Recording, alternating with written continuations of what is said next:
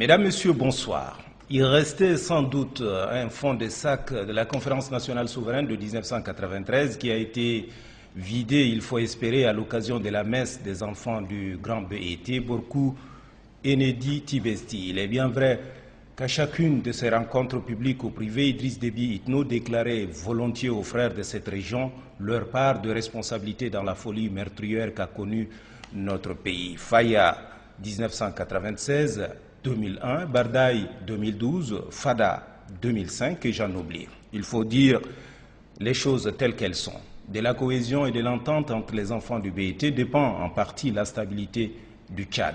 Dans la marche d'un pays, il doit y avoir des instants de communion, c'est fort utile pour une nation en devenir comme la nôtre, mais aussi de moments de vérité. Ce pays est un bien commun. Les faits de l'histoire sont têtus. La région du BET est la seule de notre pays à avoir connu une occupation étrangère. La nature elle-même ne s'est pas montrée particulièrement généreuse avec cette partie de notre pays. Aux premières heures des indépendances, les fonctionnaires affectés dans cette région bénéficiaient des indemnités de dépaysement. C'est dire à quel point que ce n'est pas seulement le climat qui est rude.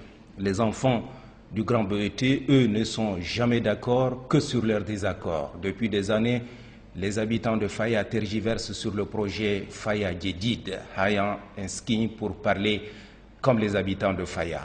Alors qu'il est établi que l'emplacement actuel de la ville est non viable, il faut pourtant bien à un moment se décider de partir. S'il n'est pas envisageable de déplacer la Palmeraie, n'est-ce pas qu'il est parfaitement possible de déplacer l'habitat déjà ravalé par le sable? Pire, il y a quelques mois, les enfants du Tibesti ont étalé à grand jour et sous le soleil ardent de leur terre natale leur médisance et leur querelle byzantine, incapables qu'ils sont de s'entendre sur la gestion des fonds destinés à reconstruire la région dévastée par les différentes guerres et où des femmes et des enfants continuent de sauter sur des mines antipersonnelles.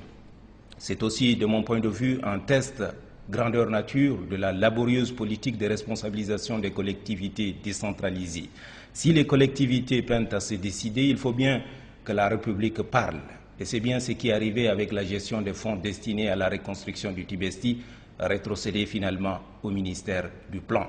C'est fort gratifiant de décider de rompre avec le cycle de la violence. Le pays tout entier est pris à témoin. Et le lieu, et le moment, et les hommes sont bien à propos pour sonner la fin de la récréation. Les participants aux assises de Calaïd doivent se dire qu'ils n'ont pas le droit de priver leur progéniture d'une enfance sereine en les exposant au traumatisme de la violence, de la peur et au ressentiment vengeresse, toutes choses qui participent de la chose la mieux partagée dans cette région. Mais de vous à moi, y a-t-il vraiment progrès social lorsque pour une vie arrachée fut-il par accident, la tendance est d'en noter une autre? Seyni Kounché, ancien président du Niger, disait « Nos enfants feront ce qu'ils ont appris de nous ». Un enfant, qu'il naisse à Zouarké ou à Borkouyala, reste un enfant. De plus, comme le dit la célèbre chanson de Marc Lavoine, personne n'a choisi son trottoir pour apprendre à marcher. C'est le destin qui le fait pour nous, c'est aux enfants qu'il faut penser dans tout ce que nous entreprenons puisque le Tchad est éternel. Vivement, lundi prochain.